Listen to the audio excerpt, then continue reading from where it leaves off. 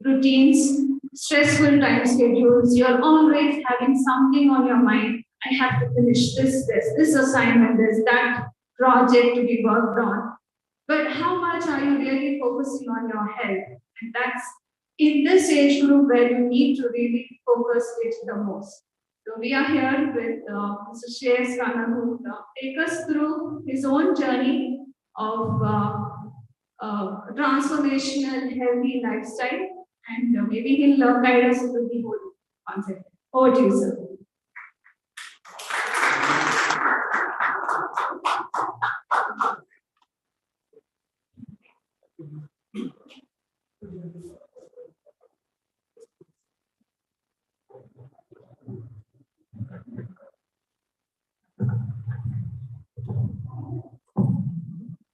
All right. Great.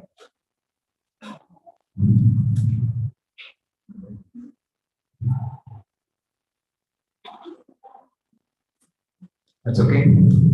Hello, everyone. Is that okay? Yeah. Thank you, ma'am, for the introduction. And thanks, everyone, for being here. It means a lot for me to have you here, spend some time. Spend some precious time of yours. So, I'm not going to give you too much gyan about how to be healthy, how to be fit. There's everything that's on the internet.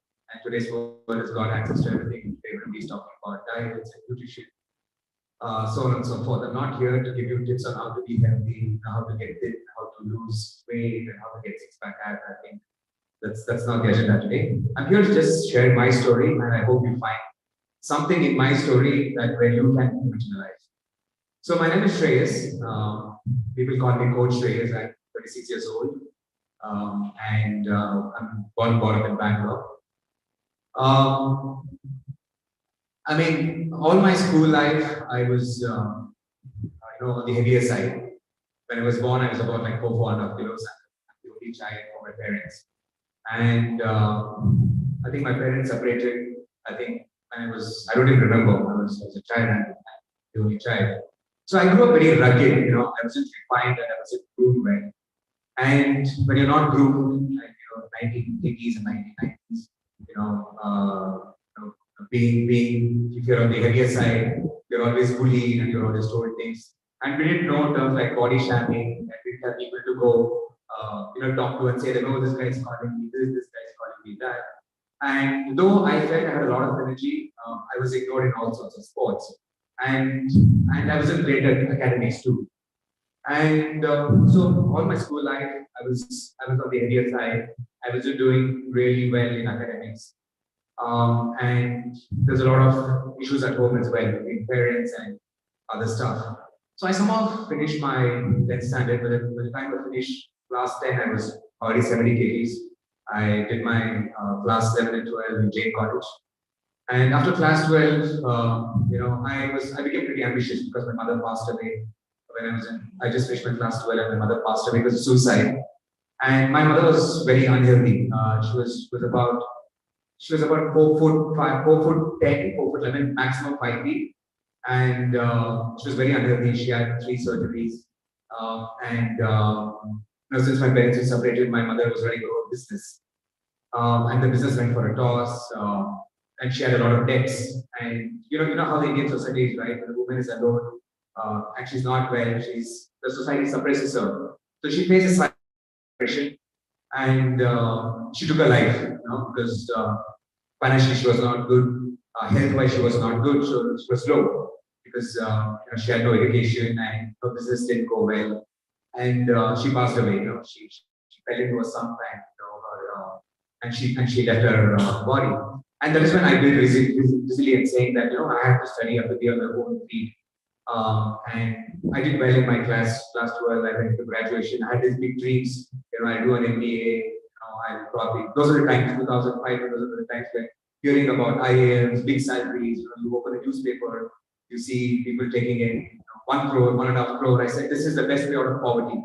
I should really study well, and I should also take care of myself because I was also on the heavier side. So the mother is constantly the hospital.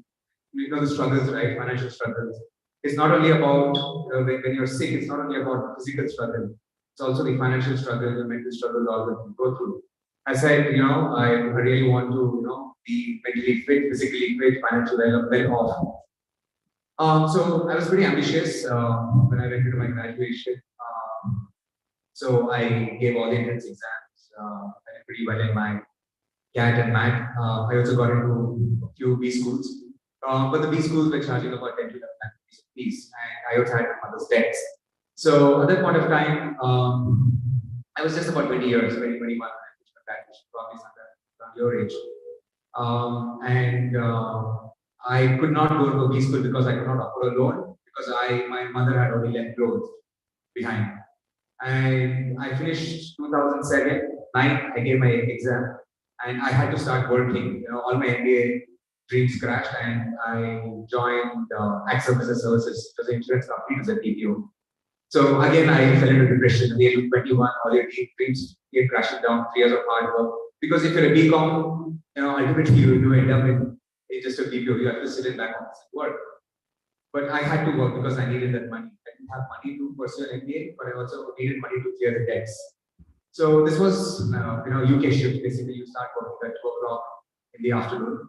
So 2 o'clock in the afternoon to 11 o'clock. Since I needed more money, I was working till midnight. So you finish work, you go home around 2 o'clock in the morning, and your lifestyle goes for a toss.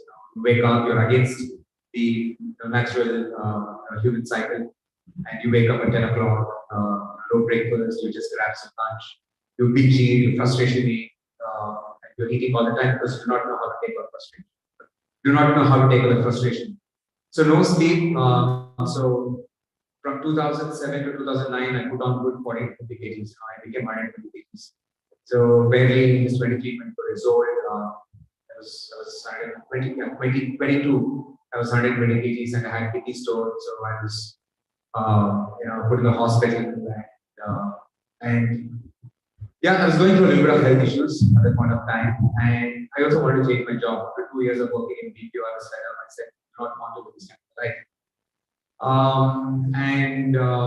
I did join a startup, a very small organization. I wasn't happy there. And at the same time, again, my father died. That's right. And then, they wanted me to get married. I was 22, 23. I was low on confidence because I used to put a pant, the bubble used to come out. I used to put a shirt, the button used to pop out. So your morale is low, your self-esteem is low, your confidence is low, your body is not supporting you. And amidst of all this, I just cleared text then.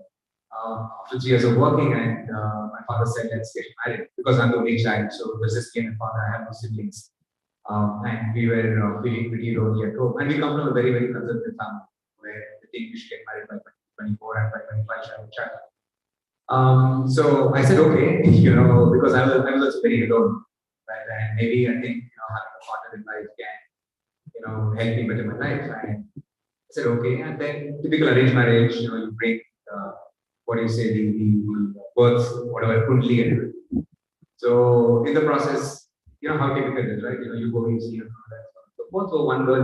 My father was slim, on the slimmer side, so me and my father and the broker, we went to see a girl, and the girl's mother came and asked her, "Who's the boy here?" So I was so fat, and it was like, I'm like, my father is close to 50 and I'm 23, and as a broker, they're asking who's the guy here. And yeah, I mean, it was very sad, things were not going right, and I wasn't also confident. But somehow they pitched up, they how arranged marriages work again. So, one girl we saw, they pressurized the girl, and they said, okay, get married, and so on and so forth. Then I got to know that girl didn't really like me because the girl was really slim and good looking, and she had her own career ambitions. And I realized that there's no point in doing that girl's life. And engagement was just 2 days before, and I said, I canceled myself. There's no point. I do not want to do that girl's life because let her pursue her ambitions. I came home and I was sitting. I didn't know what to do. I take the day off. There's this movie called Varanam Island. It's a Tamil movie. Varanam Island means the strength of 1,000 elephants. I came back home and I was just watching the movie. So the movie, again, the actor Surya goes up and down the movie.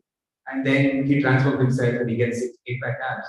So he says that to his juniors in the book. He says there's a lot of pain to your soul. I mean, to you mentally, go and sweat it out. Go to a gym. Go do some physical activity. That is why when you run or when you play a sport, you feel better. Right? You feel better rather than just sitting. So I just signed up to a gym, and there was this fat, and I couldn't fit in a treadmill. And maybe I couldn't even walk for a minute. Thighs are this big, pants are rolling up, and there's one nice pretty girl. She's not even looking at me. And I'm like, what is this? Nobody's giving you attention. Of course, in your 20s, it's right to get attention. You need attention, right? Attention is what drives you. And so I was like, but somehow I didn't give up then, because it took me about maybe around 5 to 6 months to just jog for half an hour. Probably you will probably in a week to jog half an hour. So I started walking 2 kilometers an hour, and gradually started building. Then I started realizing as and when I was sweating out, burning calories, I was also burning a lot of negative emotions in me, all that was pent up over the years. I felt a sort of liberation, all the lost confidence. Because I always believed, right from child, I always believed I could be a high achiever, but I didn't have a path. It's extremely important to have a right path. You have too much energy, and if you do not have a path, you can explode. And that is what is happening. That is what was happening to me. So from 120 kgs in 3 years, I became 60 kgs by 2012. So I lost 60 kgs and I got married. I have a 10-year-old daughter. And after that, I changed my jobs. I got the jobs that I wanted. I traveled across the world. I've been to 10 countries, managed teams across the world. I did this for 10 years, up to 2016. And in 2016, I was to get a promotion. And I was also supposed to go to Geneva for a couple of years to work there. And then suddenly I had an accident. Somewhere just 3-4 kilometers from here, I fell off the bike. And I had a crushed wound below my knee. And I was at the peak of my fitness. I was at the peak of my career. Everything was going great. I was earning well. And after that, I came home. I went to the doctor. They put some stitches, and I was on the bed for a month. So when I was on the bed for a month, I could not work. And I do not know what impact the accident had on me. After recovering that for a month, I could not sit for more than 1 hour or 2 hours. My neck used to start paining. My lower back used to start hurting. I used to feel all sorts of tingling sensations in my body. Just imagine someone who's running, who could just wake up and run 50 kilometers at one stretch. I could not even do 5 kilometers. So it's getting a lot of pain, because of which I could not perform well in my workspace. So the corporate world is a mean world. Okay, if you do not, you're great one day, the next day you perform, you're out of it, perform or perish. So there's no empathy, there's no compassion. Nobody is really bothered about values, and that's how the world is. You can't blame them. As long as you're working, you're a superhero. If you do not perform for a quarter, you're out. And to be fair enough, I could not deliver, my, half yearly objectives, and my ratings fell. I did not get promoted. I did not go on site. Again, I fell into that big cheating mode. Again, the old pattern. It's extremely difficult to break down these old patterns in our life. If you look at your life, you have a pattern. We all think we have our own versions of reality. Reality may be something different. All right, you have your reality. You have your. If I give you a situation, you approach it very different. So I was going back to my old patterns, forming opinions about the situation I was in. I started, getting these anxiety issues and this what do you say, this FOMO, fear of missing out on many things, and my daughter was growing up.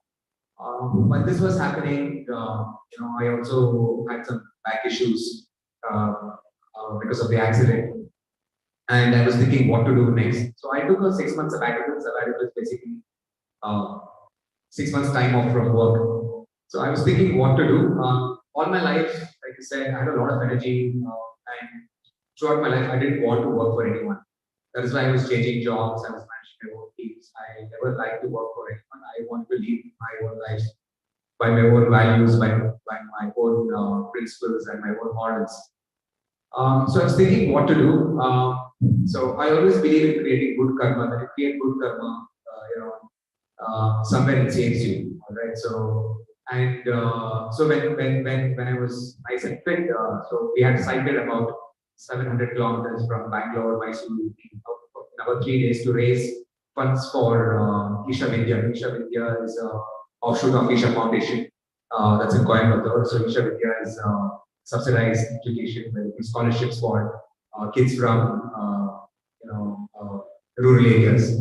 So I had cycled some at some point of time to raise funds for those kids. And so when I taken a sabbatical, I got an opportunity, from Isha Vidya to train their volunteers here, because Isha Vidya has got a lot of volunteers who run these races. You have these prominent races, the TCS 10K, the Mumbai Marathon, the Hyderabad Marathon, where they run and raise funds for these kids. So I taken a sabbatical, and then somebody said, "Can you coach these people?" Because I had my own journey of from someone who was on the overweight side, and to go out and run marathons and win events, cycle across the world. Prior to that, I had cycled across Malaysia, Indonesia, Sri Lanka, Singapore, where I was working. Cycled across South India, did a lot of races across the world. So I had my experience of both, weight loss and as well as, pursuing endurance sport. So they approached me to coach people there, and I said, and of course, when you're Isha Vidya is a non-profit organization, so which means I will not get paid. And I was okay, I said, let me do good work. When you do good work, money will follow. Everybody's chasing money. So my intention is always to produce good work, because when you do good work, money will actually come. So money was, of course, is the criteria, but it's not the only criteria. So for 3 months, I trained them. I was honored to be associated with them. So I would say a lot of who I am is because of that institution today. So I coached 50 people for about 3 months, and the race got over. And I said, I'm jobless. Imagine, you're married, you have a school-going girl, baby girl at home, and you do not have a job. So, and I told them, all right, let's say pre-training is done. Tomorrow onwards, everybody bring 1,000 rupees. We'll start formal training, and next morning, no one turned up. So, and I'm standing in Kamal Park at 5 o'clock in the morning. There's nobody there. Imagine your morale, all right? And of course, at home also they were really shocked, because when it's an arranged marriage and the girl gets married to a guy's family, there are certain expectations, because there's an IT.com and they come from a rural background. They thought, okay, he'll be in IT, he will travel, they will settle somewhere, and so on. So for that, here I am saying I'll go become a running coach. And you go tell your parents that you become a running coach, let's see what they say. They'll be like, are you mad? Is there money in that? But you go tell them you will join an MNC, right? You'll get more support. So there was a lot of resistance, in the family, both from my in-laws, from my own family members. They thought lost, but I was like, that's okay. There's a lot of power in turning up. A lot of us give up very fast, too soon. We live in a very fast-paced world. We put in less effort. That it is extremely easy to succeed in today's world, because a lot of people are not willing to put in that effort. That is why anybody who's got the heart, who's got the patience, who's got resilience, who can keep turning up and turning up and turning up and turning up, you will definitely succeed. So that's what I did. I said, okay, I will go. Kept messaging people. I said, come, okay, you can't pay 1,000, you pay 300. I will coach you. Okay, you pay me end of the month, you see the result. So the same way, I got about 3 people, 5 people, 10 people. 6 months, I built it up to 30 people. And after that, this event changed my life a lot. There's this place called Karwar. Karwar is in Uttar Kannada district bordering to Goa, and one of my friend who I coached, so his father was the IG Inspector General of Police in Karnataka. So he referred to one of his friends who was an IAS officer, who was the DC for Uttar Kannada district. So there they wanted to promote running as a sport for people in Karwar. Come on, who's going to run in Karwar? Pay and run. So there's a line that says that for a person who has a career, that's the only job that he has. For a person who doesn't have a job, any job is a job. I said, okay, let me come and do what we can. So I got to go to Karwar and spend about like a month there traveling, seeing people, getting kids to run, and finally we put in about 1,000 people in that remote district of Karnataka to come and run, in that event.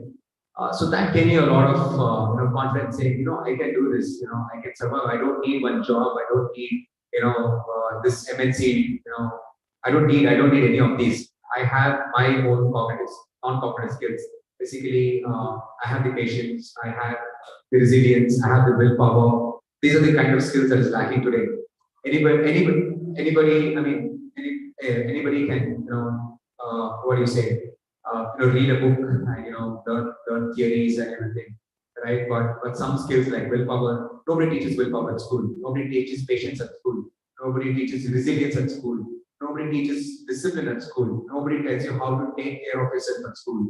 All right, nobody does this. People will say, this is the book, this is what you do. If you do, you get 100%. You go out to the world. And the world out is a very, very deep world. All right, if you're not up for it, you're going to succumb, you're going to fall into depression. You're going to be very unhappy with yourself. But if you have the mind and the will, you can overcome all of that. So I think I built, that a lot. And then after that, I still had, my job at hand. I was on a sabbatical. I had resigned. So I went to, Goa from there for a couple of weeks. So we have this notion that I have a lot of questions in me. I have a lot of questions. I need answers. We're going and asking people. We're asking counselors. We're asking our parents. We're asking friends. We're putting it on social media. Give me a suggestion. Give me a suggestion. But one of the reasons, the only person who can give you the best suggestion is you. And unfortunately, we do not spend a lot of time with ourselves. When was the last time that you disconnected from everything, sat in a dark room, just analyzing what is happening with you? How many times have you done? We don't do it. We're always seeking, we're always Googling answers. Google will not give us real life answers. Google does not know you. All right. Google, Facebook, Instagram, they're all great. They're also manipulating you. They're also manipulating the mind. You are the bigger scheme of things trying to serve someone else. The only way that you can know yourself is when you spend time with yourself. All right. So that is what I did in Goa. I mean, when people say Goa, what's the impression you get? Oh, you're going to party, you're going to drink, you're going to have fun. I didn't do that. So I went. I took a small hut. It's about 800 rupees. I used to wake up in the morning. I used to go for a walk. I used to meet random people. Just trying to understand, because when you're in Indian society, you're born, you get educated, you're out of school, get a job, get married, create one more generation, run behind them, make a house, again keep running behind, right? But when you meet people from other countries, right, your perspective broadens. So I met a lot of people, and then I came back and I just resigned my job. Then I started taking things in my control, the life that I want to lead. So since then, 2016 is when I started coaching. This is 2022. So I've coached over 1,000 people. That includes a lot of IAS officers, a lot of IPS officers, including the popular IPS officer, Mr. Annamalai. So I coached him for 2 years. I trained, though I didn't go to a B school, I trained people from Stanford, from Wharton, from IIMs, and I'm not going to B schools. I'm here coming to a B school and talking to, future management graduates. So my life, the whole intent of when I train people on running, I just don't train people on running alone. I tell people to use this as a time for yourself, because your time is all used by other people around you for their own benefits. All right. So running is just not a physical thing. It may not be running. You can pick up something else. Whatever you do I personally believe that whatever field that you pursue should lead to knowing yourself better. So, and nothing like sport, right? So pick up some form of a sport. You must be in your 21, 22, 23, all right? Pick up some form of sport, because there should be something forward to look forward for. All right, see, when you go, what are you looking forward for next morning? You're just looking forward, to come to school, have to come to college, or 5 o'clock, I have to go home, I have to do this assignment. Are you looking forward for something exciting? Are you looking forward to spending time with yourself? No. You're living a very mundane, predictable, over a period of time, boring life where everything is what you say. There's a lot of routine. There's no me time. So what I would one suggestion if I would give you, it's not about having six pack abs or it's not about being lean and so on and so forth. Just have something for yourself. 2 hours in the morning where you can disconnect yourself from mobile phone, from friends, from everyone else. Probably you want to go to a yoga class or you want to hit the gym. Something where those 2 hours you get to listen to the voices that is happening with you. Only when you know what is happening with you, you can control your life. If you do not know what is happening with you, people around you will take control of your lives. And the world today is behind you to take control of your life. Because the more other people take control of your life, the more benefit they give you. So fitness and sport, like any form of sport, is one way where you can take control of your life. Because you can say, I will wake up in the morning. Okay. When you have to wake up at 5 o'clock in the morning, what's the first thing that you have to do? You have to sleep early. All right. If you have to, play a sport better, you have to eat healthy. You have to drink water at time. You will not waste time. So time is the only thing that you have to control. So and then rest everything will fall. Everybody's smart. There's everything out there. Then you will figure out whatever sport you get into. You will figure out how to excel about it. It's no rocket science. So that is my message to my story. So please pick up some form of sport. It will teach you skills that no school, college books will ever teach you. All right. Because usually, for me, a marathon is 42.2 kilometers. So every time I wanted to give up something, I go back to that running was 42.2 kilometers. Because usually they say 35 kilometers is easy. The last 7 kilometers is where you want to give up. So when you want to give up in a marathon, all right, you will not give up. So you start becoming that person, a person who never want to give up. You start bringing that into your personal life. You start bringing that into your corporate life. You start bringing that into everything that you do. So you become a person who never want to give up on themselves. Because the options are so much today. If this doesn't work, I do that. If that doesn't work, I do this. So we are giving up very, very, very, very quickly, right? But having the sport will teach you, the ability to not give up on anything. So that's pretty much. I just want to share my small story. If you have any questions, you can ask me.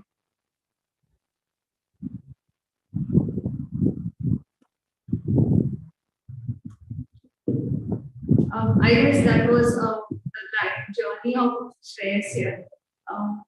Any questions from the students who are keen on knowing how can I really get into the habit of running and never be a runner all my life? And is it very difficult?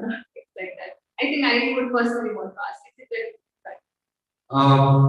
Yes, it is difficult. Nothing comes easy. So anything that is easy is not worth chasing. Anything that is difficult is definitely worth chasing.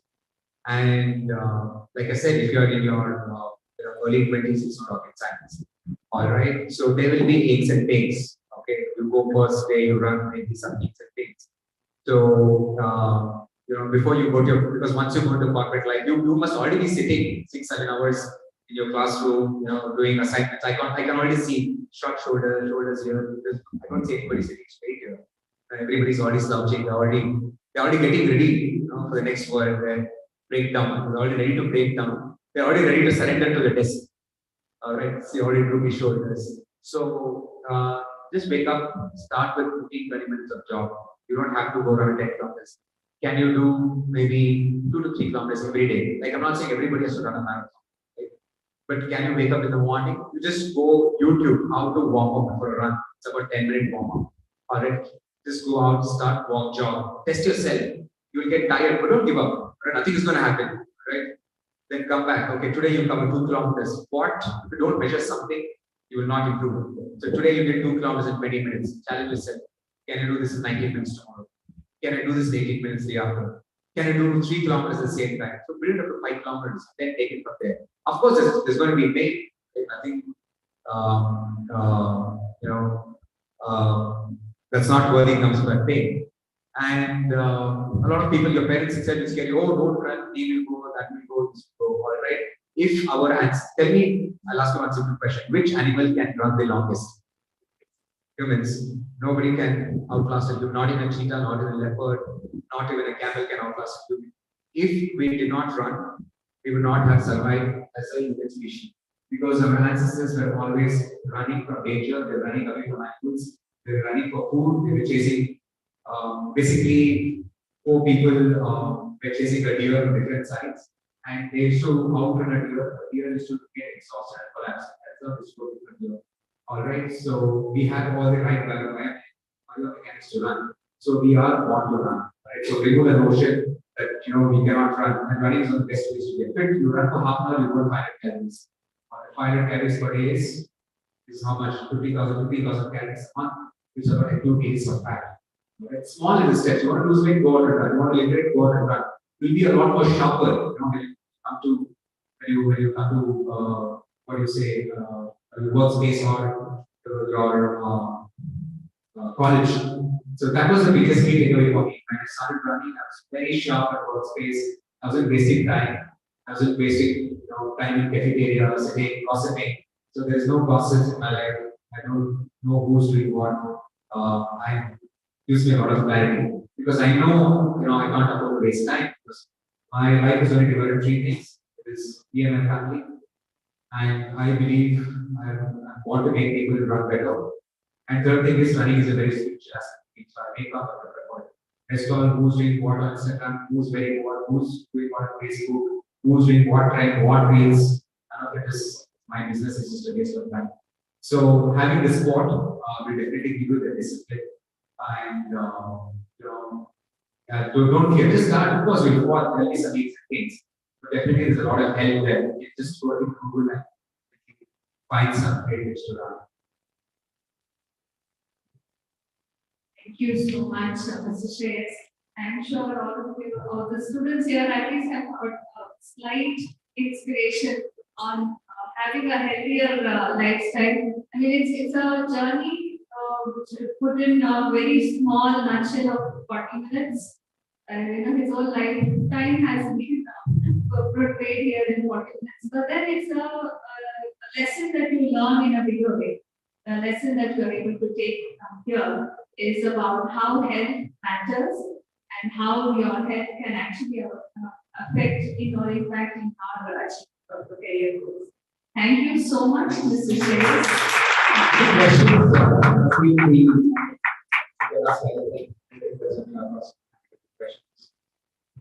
Any questions? No questions? We're open to questions now. No questions. Anything that's on your mind or you want to ask? Okay, we have the coordinates of Shreyas. Anybody who would want to reach out to Mr. Shreyas and be part of their running program can always reach out to us to have his contact details, and maybe we can make this work. All right. Thanks everyone. Thanks a lot.